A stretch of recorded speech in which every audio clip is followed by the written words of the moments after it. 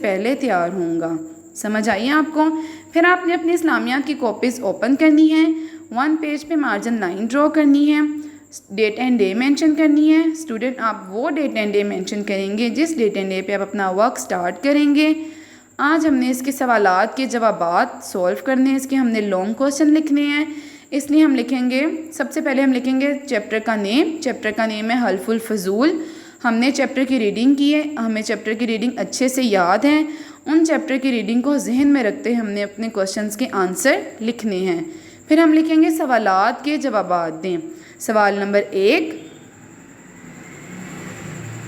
2 عرب قبیلوں میں جنگ کہاں ہوئی تھی؟ 2 عرب قبیلوں میں جنگ مکہ کی زمین پر ہوئی تھی۔ جیسا کہ ہم نے چیپٹر میں پڑھا کہ 2 عرب قبیلوں میں جنگ کہاں ہوئی تھی، تو 2 عرب قبیلوں میں جنگ مکہ کی زمین پر ہوئی تھی۔ سوال نمبر 2، کیا جنگ میں فریقین کا معمولی نقصان ہوا تھا؟ کیا جنگ میں فریقین کا معمولی نقصان ہوا تھا؟ نہیں، جنگ میں فریقین کا بہت جانی اور مالی نقصان ہوا تھا۔